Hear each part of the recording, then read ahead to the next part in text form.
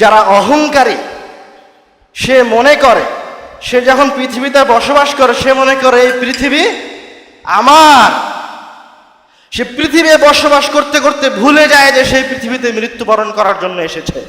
সে পৃথিবীতে বসবাস করতে করতে সে এটা মনে করে যে এই জায়গায় আমার বাড়ি লাগবে, এই জায়গায় আমার গাড়ি লাগবে, আমার এত এত টাকা লাগবে, আমাকে বিলিয়নার হতে হবে, মিলিয়নার হতে হবে। ফিল আরদি চিন্তা করতে করতে ও দুনিয়ার ভিতরে ঢুকে যায়, ও ভুলেই যায় যে ও একদিন মারা যাবে। আর যখন আল্লাহ রাব্বুল আলামিন মুমিনের কথা বলছে ইয়ামশুন আলাল আরদি, ওই সে জমিনের উপরে এমন ভাবে চলে যে তার পাখি মাটিতেই থাকে না।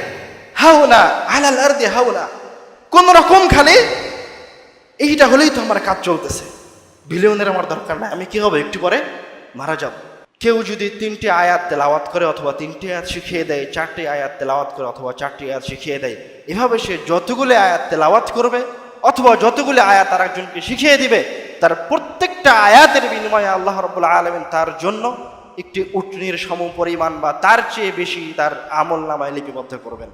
যাবতীয় প্রশংসা সেই মহান রব্বুল আলামিনের শানে নিবেদিত, যিনি আমাদেরকে এরকম একটি সুন্দর জায়গায় এবং সুন্দর পরিস্থিতির সম্মুখীন করেছেন।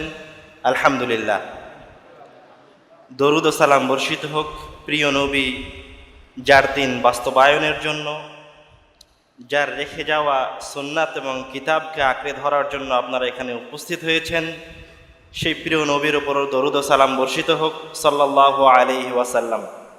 তো প্রথম কথা হচ্ছে, আসলে আমার জানা ছিল না যে এখানে আমার সামনের অডিয়েন্স কারা, ঠিক আছে, এবং আমি নিজেও জানতাম না যে আজকে আমার চিটাগাঙে আসা হবে, কারোর সামনে আমি কিছু বলবো, কিছু নসিহত করব। তো আমার সামনের যুবক ভাইদেরকে দেখে মনে হচ্ছে অধিকাংশই ছাত্র, পড়াশোনা করেন নাকি? অধিকাংশ কি ছাত্র নাকি? তো যেহেতু সবাই ছাত্র এবং নসিহত আমরা অসংখ্য শায়েখের কাছ থেকে শুনে আসতেছি এবং শুনি, এবং শ্রদ্ধেয় পিতা শেখ আব্দুর রাজ্জাক বিন ইউসুফ উনিও আপনাদেরকে নসিহতি দিবেন। তো আমার কেন জানি মনে হচ্ছে যে একটু ক্লাস নেওয়ার মতো হোক, 10-15 মিনিট যতক্ষণ হয়, নাকি? ক্লাস নিব না নসিহত করব? হ্যাঁ, যেখানে সব কিছুর মিক্স থাকবে, ক্লাস, ঠিক আছে। أعوذ بالله من الشيطان الرجيم بسم الله الرحمن الرحيم ألف لام ميم ذلك الكتاب لا ريب فيه। আমি কুরআনুল কারীমের সূরা ফাতিহার পরে প্রথম যে সূরাটা দিয়ে শুরু করেছি আলিফ লাম মিমের পরে, তারপরে আয়াতটা কি? যালিকাল কিতাবু লা রাইবা ফি। আমাদের মাঝে কেউ আছে যে যালিকাল কিতাবু লা রাইবা ফি এর অনুবাদ করবে? কেউ বলতে পারবেন? জি, এই সেই কিতাব যাতে কোনো সন্দেহ নেই। এখন উনি বললেন, ঠিক আছে, মাশাআল্লাহ, সুন্দর বলেছেন, সঠিক অর্থ বলেছেন, যালিকাল কিতাব লা রাইবা ফি, এই সেই কিতাব যাতে কোনো সন্দেহ নেই। এখন প্রশ্ন হচ্ছে, যালিকা শব্দের অর্থ কি? কেউ আছে বলতে পারবে? ওই, তাই না?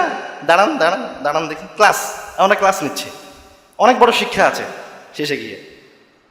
তো আপনি বললেন যালিকা মানে ওই, আর উনি কি বললেন অর্থ? এই সেই কিতাব যাতে কোনো সন্দেহ নেই। ঠিক কে? ওই সেই কিতাব হওয়ার কথা না? হ্যাঁ, কেউ কে আছে উত্তর দিবে? আপনি যদি বাংলা অনুবাদ গ্রন্থ খোলেন তাহলে দেখবেন যে লেখা আছে, উনি যে অনুবাদ বলেছে ওই অনুবাদে লেখা আছে এই সেই কিতাব যাতে কোনো সন্দেহ নেই। তাহলে কি আল্লাহ রাব্বুল আলামিন ভুল বলছেন? হ্যাঁ, তাহলে কি তর্জমাকারী ভুল করছে? ভুল কার হওয়ার সম্ভাবনা আছে, তর্জমাকারী না আল্লাহ? অবশ্যই তর্জমাকারী। প্রশ্নের উত্তরে যাওয়ার আগে বলে নিই, কুরআনুল কারীম, আমরা জানি যে কুরআনুল কারীম কি? মুজিজা। কুরআনুল কারীম কি? মুজিজা। মুজিজা জিনিসটা কি? শুধু কি অর্থের দিক থেকে মুআজিজা? শুধু কি কেউ কোরআন মাজিদের মতো কোরআন লিপিবদ্ধ করতে পারবে না, এইটা মুআজিজা?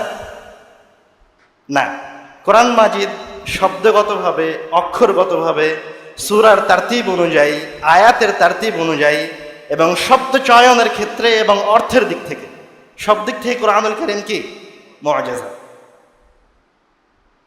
তো এই জায়গায় হচ্ছে আমরা এটাকে বলতে পারি ইজাজ লাফজি। আমরা যখন অনুবাদ করতে যাব যালিকাল কিতাবু লা রাইবা ফি, আমাদেরকে চিন্তা করতে হবে আল্লাহ রাব্বুল আলামিন এই সেই কিতাব যাতে কোনো সন্দেহ নেই। কোরআন মাজিদ এখানে নাই, তো আল্লাহ রাব্বুল আলামিন বলছে এটা সেই কিতাব যাতে কোনো সন্দেহ নেই, কিন্তু শব্দ চয়ন করলেন যালিকা, ওই। কেন আল্লাহ রাব্বুল আলামিন দূরবর্তীর শব্দ চয়ন করলেন তার নিকটবর্তী কিতাবের জন্য? উনি বলছে এই কিতাব, এই কিতাবে কোনো সন্দেহ নেই। আমার কথা কি স্পষ্ট বুঝতে পারছেন? তো আয়াত হতে হবে হাযাল কিতাবু লা রাইবা ফি, এই কিতাবে কোনো সন্দেহ নেই। এখন আমাদেরকে ইজাজ লাফজের দিকে চলে যেতে হবে যেন আমরা সমন্বয় করতে পারি। যালিকা শব্দের অর্থ উনি বললেন ওই, এটা হচ্ছে এক বাক্যে যালিকার অর্থ, যেটা আমরা ছোট ছোট বইগুলিতে পড়ি। কিন্তু আরবি ভাষায় যখন যাবেন তখন যালিকা তিনটা অংশে বিভক্ত। যা হচ্ছে ইশারার জন্য, অর্থাৎ ইঙ্গিত করার জন্য। লাম হচ্ছে লিল বু'দ, দূরবর্তী কোনো কিছু বোঝানোর জন্য। আর কাফ হচ্ছে খেতাব, যেই জিনিসটাকে ইঙ্গিত করা হচ্ছে সেই জিনিসটা বোঝানোর জন্য। এখন আল্লাহ রাব্বুল আলামিন তার কিতাবকে যালিকা দিয়ে কেন বললেন? ওই যে আমরা লাম বললাম লিল বু'দ, মনে করেন আরশের মালিক, দেশের প্রধানমন্ত্রী যে চেয়ারের উপরে বসে, সেই চেয়ারটা অনেক উঁচু হয় না, বিশাল হয় না? মনে করেন পাহাড় আমি দেখতে পাচ্ছি, অনেক উঁচু পাহাড়, তোমার চলে দেখেছো কত উঁচু পাহাড়, তার চূড়াটা কত উঁচুতে, বুঝতে পারেননি? তখন যে যালিকা মানে দূরে বোঝাচ্ছে, বড়ত্ব বোঝাচ্ছে। তো এই লামটা লিল বু'দ, এই অক্ষরটা আসে মহত্ব, বড়ত্ব, কোনো কিছু মহান এরকম অর্থ দেওয়ার জন্য। তো এই জায়গায় কেউ যদি কোরআনুল কারীমের ইজাজ বুঝে অনুবাদ করতে চায়, তাহলে তাকে এই যালিকা শব্দের অর্থটাকেও তার অনুবাদের মাঝে নিয়ে আসতে হবে। সরাসরি যদি বলা হয় এই কিতাবে কোনো সন্দেহ নাই, তাহলে আল্লাহ রাব্বুল আলামিন যে তার কোরআনুল কারীমে যালিকা শব্দটা নিয়ে আসলেন, এই নিয়ে আসাটা কি হলো? ব্যর্থ হলো। তাহলে হাদা নিয়ে আসতে হতো। যদি আমি বলি এই কিতাবে কোনো সন্দেহ নেই, সরাসরি এই অনুবাদ করি, তাহলে যালিকা নিয়ে আসা কি হলো? অযৌক্তিক হয়ে গেল না? তাহলে অবশ্যই যালিকার একটা অর্থ আমাকে অনুবাদ করার সময় রাখতে হবে। তাহলে আমরা কি অর্থ রাখতে পারি যালিকার? ওই যে বু'দ, বড়ত্ব, মহানের অর্থ দেয়, ওই অর্থটা আমরা এই জায়গায় বলার সময় যুক্ত করবো। বলবো যালিকাল কিতাবু লা রাইবা ফি, এই সেই মহান কিতাব, এই সেই উঁচু, এই সেই অসংখ্য জ্ঞানের সমষ্টি মহান কিতাব, যাতে কোনো সন্দেহ নেই। যখন অনুবাদ এইভাবে বলা হবে, তখন আপনি চিন্তা ভাবনা করে কোরআনুল কারীমের একটা আয়াতের অনুবাদ করলেন। আমার কথা কি বুঝতে পারছেন? যদি না বুঝতে পারেন তাহলে অন্যদিকে চলে যাব। হ্যাঁ, কয়জন বুঝতে পেরেছেন? হাত উঠান দেখি।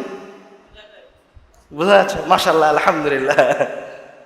তো এটা একটা উদাহরণ দিলাম। উদাহরণটা কেন দিলাম? উদাহরণটা দিলাম হচ্ছে আপনাকে আরবি শিখতে শিখতে একটা পর্যায়ে যেতে হবে, যে পর্যায়ে গেলে আপনি কোরআনুল কারীমের আয়াতের স্বাদ আস্বাদন করতে পারবেন। এসো আরবি শিখি বা আল আরাবিয়া বায়ান ইয়াদাইক হচ্ছে আরবি শেখার একটা লেভেল। আমার একজন শিক্ষক আছে, উনি বলে যে মুমকিন তাশতারি বিহি খুবজান, ইউ ক্যান বাই ব্রেড, মানে এই আরবি দিয়ে তুমি খুব বেশি হলে একটা রুটি কিনতে পারবা দোকান থেকে। বুঝতে পেরেছেন কি? তো আরবির সাথে দীর্ঘদিনের বসবাস থাকা লাগে, এবং যে শিক্ষকের কাছে আপনি পড়ছেন, সেই শিক্ষক যদি শুধু এসো আরবি শিখে পড়া আসে আপনাকে শিক্ষকতা করায়, তাহলে আপনাকে সে কোনোদিন কোরআনুল কারীমের আসল স্বাদ আস্বাদন করার জন্য যতদূর যাওয়া লাগে ততদূর নিয়ে যেতে পারবেন। অনুবাদ দেখে আপনি যেমন কোরআন মাজিদ বুঝতেন, ঠিক ওই আরবি শিখে যদি থামে যান তাহলে অতটুকুই কোরআন মাজিদ বুঝবেন। আরো একটা উদাহরণ দিব, সহজ একটা উদাহরণ দিয়ে কোরআনুল কারীমের একটা আয়াত থেকে। আল্লাহ রাব্বুল আলামিন যখন একজন মুমিন বান্দার চলাফেরার কথা বলছে জমিনে, তখন বলছে ওয়া ইবাদুর রহমানিল্লাযীনা ইয়ামশুনা আলাল আরদি হাওনা। আল্লাহ রাব্বুল আলামিনের বান্দা, মুমিন বান্দা যখন জমিনে চলে, ইয়ামশুনা আলাল আরদি হাওনা, কিভাবে চলে? হ্যাঁ, নম্রভাবে চলে। ওই জন্য কিভাবে চলে? নম্রভাবে চলে, নম্র ভদ্র সহজ সরলতার সাথে চলে। আপনি দেখবেন যারা কোরআনুল কারীমের অনুবাদ করেছে অধিকাংশ অনুবাদক এই অনুবাদই করেছে। আবার যখন কোনো অহংকারী ব্যক্তির চলাফেরার কথা আল্লাহ রাব্বুল আলামিন কোরআনুল কারীমে বলছেন, তখন বলছে ওয়ালা তামশি ফিল আরদি মারহা। অহংকারী ব্যক্তি কিভাবে কোরআন মাজিদে চলে? দাম্ভিকতার সাথে কোরআন চলাফেরা করার জন্য। এখন আমি এই জায়গায় যে জিনিসটা আপনাকে বুঝাতে চাচ্ছি সেটা হচ্ছে, মুমিনদের কথা যখন বললেন তখন শব্দটা দেখেন, আল্লাহ রাব্বুল আলামিন বলছে ইয়ামশুনা আলাল আরদি। আলা মানে কি? আলা মানে উপরে, আলাল আরদি। আর যখন অহংকারের কথা বলছে তখন বলছে ফিল আরদি। ফি মানে কি? জমিনের মাঝে। তো আপনাকে আয়াতের স্বাদ আস্বাদন করতে হবে। স্বাদ আস্বাদন করতে চাইলে আল্লাহ রাব্বুল আলামিন একই রকম বাক্যে কেন মুমিনের জন্য আলা ব্যবহার করলো আর অহংকারের জন্য ফি ব্যবহার করলো? আমি এমনি সাধারণ মানুষের জন্য একটু স্পষ্ট করে দেই। যেমন আমি এখন ঘরের ভিতরে আছি, আমি কি বলবো? ফিল বাইতি, ঘরের মাঝে। আর যদি বলি আনা আলাল বাইতি, তাহলে আমি ঘরের উপরে আছি। ঠিক আছে? তো আল্লাহ রাব্বুল আলামিন বলছে, আল্লাহ রাব্বুল আলামিনের বান্দারা যেটা আল্লাহ রাব্বুল আলামিন বুঝাতে চাচ্ছেন কোরআন মাজিদের আয়াতের রূহ, যে রূহের কারণে আরবরা আশ্চর্য হয়ে গেছিল। কেমন আশ্চর্য হয়েছিল? কুরাইশরা বলছে, কাফেররা বলছে আরে মুহাম্মদ মাজনুন, পাগল হয়ে গেছে। আবার ওরাই বলছে মুহাম্মদ কি শায়ের, কবি। আবার ওরাই কি বলছে? মুহাম্মদ কাহিন, মুহাম্মদ কি পাদ্রী হয়ে গেছে, পাদ্রীদের কাছ থেকে শিখে আসছে। একই কওম মুহাম্মদ সাল্লাল্লাহু আলাইহি সাল্লামের মুজিজা আল কোরআন তেলাওয়াত শুনে, কোরআনের বাক্য, কোরআনের সূরা শুনে মুহাম্মদ সাল্লাল্লাহু আলাইহি সাল্লাম কি বলে লাঞ্ছিত করবে সেটাই কি হয়ে গেছে? উল্টাপাল্টা হয়ে গেছে। একই সাথে কি একজন ব্যক্তি শায়ের, কবি, পাগল আবার আর কাহিন অর্থাৎ পাদ্রী হইতে পারে? একসাথে কি একজন ব্যক্তি পাগল হওয়া সম্ভব? পাগল, কবি আর পাদ্রী হওয়া সম্ভব? অসম্ভব। যে কোরআনের আলফাজের মুজিজা, এই ইজাজ লফজি, এই ইবারত এতটা সূক্ষ্ম, এবং আরবরা তো সূক্ষ্মতা বুঝতো, আমরা তো না হয় সূক্ষ্মতা বুঝি না। তারা বুঝতো যে তারা মানে আশ্চর্য হয়ে গেছে। তো আমরা এখন এই আয়াতটা একটু লক্ষ্য করবো যে আল্লাহ রাব্বুল আলামিন কেন মুমিনের জন্য বললো ইয়ামশুনা আলাল আরদি, আলাল আরদি কেন ব্যবহার করলো, আর অহংকারের জন্য, মুতাকাব্বিরের জন্য ফিল আরদি কেন বললো? আল্লাহ রাব্বুল আলামিন এই কারণে বললেন, যারা অহংকারী সে মনে করে, সে যখন পৃথিবীতে বসবাস করে সে মনে করে এই পৃথিবী আমার। সে পৃথিবী বসবাস করতে করতে ভুলে যায় যে সেই পৃথিবীতে মৃত্যুবরণ করার জন্য এসেছে। সে পৃথিবীতে বসবাস করতে করতে সে এটা মনে করে যে এই জায়গায় আমার বাড়ি লাগবে, এই জায়গায় আমার গাড়ি লাগবে, আমার এত এত টাকা লাগবে, আমাকে বিলিয়নার হতে হবে, মিলিয়নার হতে হবে। ফিল আরদি চিন্তা করতে করতে ও দুনিয়ার ভিতরে ঢুকে যায়, ও ভুলেই যায় যে ও একদিন মারা যাবে। আর যখন আল্লাহ রাব্বুল আলামিন মুমিনের কথা বলছে ইয়ামশুনা আলাল আরদি, ওই সে জমিনের উপরে এমন ভাবে চলে যে তার পাখি মাটিতেই থাকে না। হাওলা আলাল আরদি হাওলা, কোন রকম খালি এইটা হলেই তো আমার কাজ চলতেছে, বিলিয়নের আমার দরকার নাই, আমি কি হবে, একটু পরে মারা যাব। সে জমিনের ভিতরে ঢোকে না, জমিনের মোহ তাকে কি করে না, আকৃষ্ট করে না। সে কখনো এটা মনে করে না আমাকে বিলিয়নার হতেই হবে। এই অর্থে আল্লাহ রাব্বুল আলামিন কোরআনুল কারীমের এই আয়াত দিয়ে বোঝাতে চাইছে। এখন আপনাদের সরাসরি শুধু অনুবাদ পড়েন যে কখনো এই জায়গাতে পৌঁছাতে পারবেন না। এই জায়গাতে পৌঁছানোর জন্য দীর্ঘদিন আরবি সাহিত্যের সাথে বসবাস করতে হবে। আমি কি বোঝাতে পেরেছি? সবাই বুঝতে পেরেছেন? আলহামদুলিল্লাহ। ওনার দেওয়ার সময় অনেকক্ষণ পার হয়ে গেছে, তো যে একটা হাদিস বলি। عن أنس رضي الله تعالى عنه قال আচ্ছা ঠিক আছে। عن أنس رضي الله تعالى عنه قال قال رسول الله صلى الله عليه وسلم إنا لله أهلين من الناس قيل من هم يا رسول الله। আনাস রাদিয়াল্লাহু তাআলা আনহু থেকে বর্ণিত, তিনি বলেন রাসূল সাল্লাল্লাহু আলাইহি ওয়াসাল্লাম বলছেন, ইন্না লিল্লাহি আহলিনা মিনান নাস, ওই মহান রব্বুল আলামিনের এই জমিনে, এই পৃথিবীতে মহান সত্তা আল্লাহ রব্বুল আলামিনের একটা পরিবার আছে। আপনার পরিবার আছে না? পরিবার আছে, আপনার বাবা আছে, ভাই আছে, বোন আছে, মেয়ে আছে, তাদেরকে আপনি কি দেখাশোনা করেন, তাদের দায়িত্ব আপনার উপরে, আপনি এই পরিবারের কি অভিভাবক। তো হাদিসে রাসূল সাল্লাল্লাহু আলাইহি ওয়াসাল্লাম বলছে, ইন্না লিল্লাহি আহলিনা মিনান নাস, ওই মহান রব্বুল আলামিনের একটা পরিবার এই জমিনে বসবাস করে। সাহাবীরা আশ্চর্য হয়ে জিজ্ঞাসা করলো, কিলা মান হুম ইয়া রাসূলুল্লাহ, তারা কারা যারা মহান রব্বুল আলামিনের পরিবার, যাদেরকে মহান রব্বুল আলামিন দেখাশোনা করে? তখন রাসূল সাল্লাল্লাহু আলাইহি ওয়াসাল্লাম বলছেন, আহলুল কুরআনি হুম আহলুল্লাহ, আহলে কোরআন যারা কোরআন মাজিদকে নিয়ে তাদাব্বুর করে, রাসূল যেভাবে বুঝাতে চেয়েছেন সেইভাবে বুঝে, তারা হচ্ছে আহলুল কোরআন, তারা হচ্ছে আল্লাহ রাব্বুল আলামিনের পরিবার এই দুনিয়াতে। যারা কোরআন মাজিদকে নিয়ে, যারা কোরআন মাজিদকে অন্তরে লালন করে, তারা হচ্ছে আহলুল্লাহ, এই জমিনে আল্লাহর পরিবার। শুধু তাই নয়, রাসূল সাল্লাল্লাহু আলাইহি ওয়াসাল্লাম তারপরে বলছেন ওয়া খাসাতুহু, এবং তারা হচ্ছে আল্লাহ রাব্বুল আলামিনের কাছে ভিআইপি পারসন, বিশেষ বিশেষ ব্যক্তি। তো এর নাম হচ্ছে কোরআনুল কারীমকে অন্তরে লালন করা। অন্তরে লালন করে প্রতিপালক যে রূহ কোরআন মাজিদের আয়াতে দিয়ে রেখেছে, সে রূহকে আস্বাদন করা, আহলে কোরআনের অন্তর্ভুক্ত হওয়া। অন্য এক হাদিসে এসে রাসূল সাল্লাল্লাহু আলাইহি ওয়াসাল্লাম বলছেন, খায়রুকুম মান তাআল্লামাল কুরআনা ওয়া আল্লামাহ, তোমাদের মাঝে সর্বোত্তম ব্যক্তি সেই যে কোরআন পড়ে এবং আরেকজনকে পড়ায়। তোমাদের মাঝে সর্বোত্তম ব্যক্তি মানে আপনার পরিবারে, আপনার সমাজে, আপনার দেশে ওই ব্যক্তি সবচেয়ে উত্তম, সবচেয়ে সম্মানিত মহান রব্বুল আলামিনের কাছে, যে কোরআন মাজিদ নিয়ে ব্যস্ত আছে, হয় নিজে শিখছে অথবা আরেকজনকে শিখিয়ে দিচ্ছে।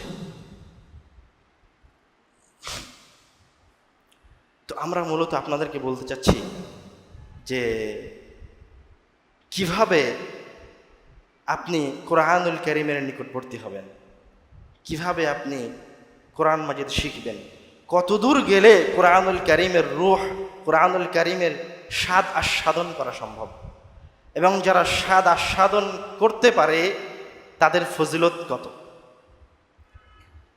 আমরা আর একটা ফজিলতের হাদিস বলি কোরআনুল কারীমের, যেহেতু আমরা ওই দিক থেকে চলে এসেছি। عن عقبة بن عامر رضي الله تعالى عنه قال خرج رسول الله صلى الله عليه وسلم ونحن في الصفة। রাসূল সাল্লাল্লাহু আলাইহি ওয়াসাল্লাম তার বাসা থেকে বের হলেন, আমরা মসজিদে নববীর ছায়াতলে অবস্থান করছি। তিনি আমাদের কাছে আসলেন এবং বললেন, আইয়ুকুম ইউহিব্বু আন ইয়াগদু কুল্লা ইয়াউমিন ইলা বুতহান আও ইলা আকিক ফায়াতি মিনহু বিনাকাতাইনি কাওমাওয়াইনি মিন গায়রি ইসমিন ওয়ালা কাতা'i রাহিম।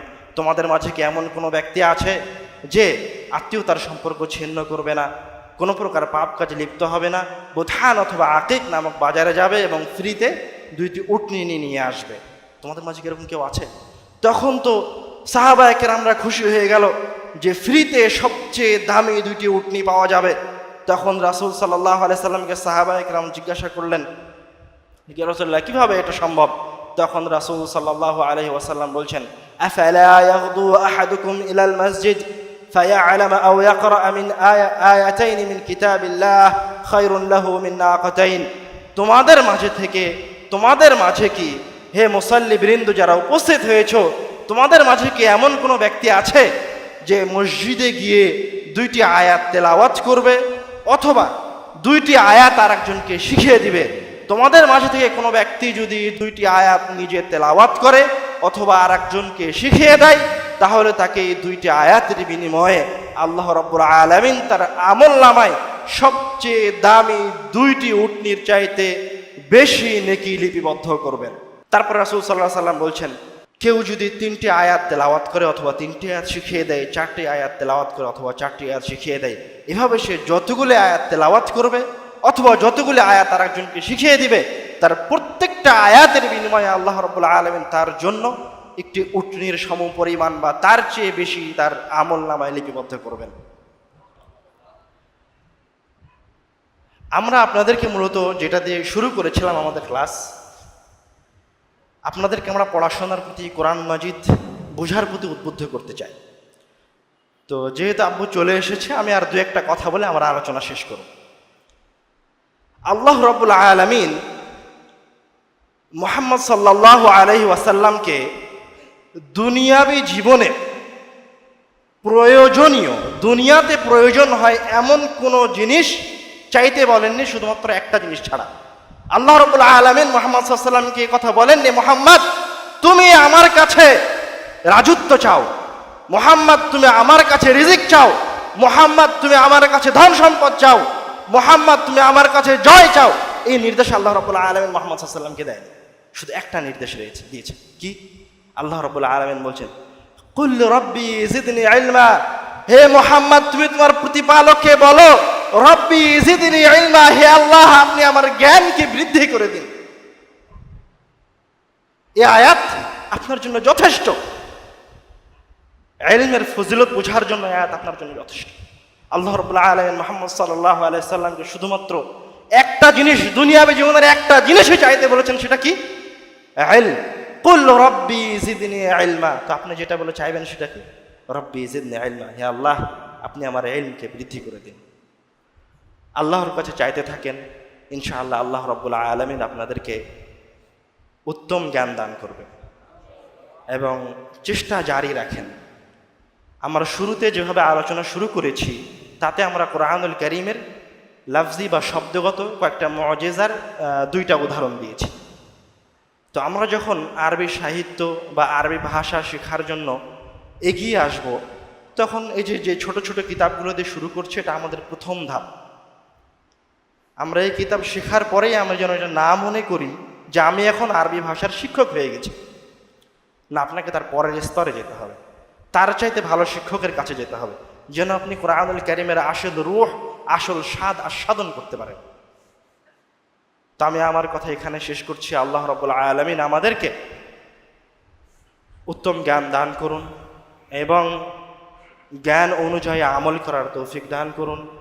আল্লাহুম্মা আমিন। ওয়া আখিরি দাওয়ানা আলহামদুলিল্লাহি রাব্বিল আলামিন।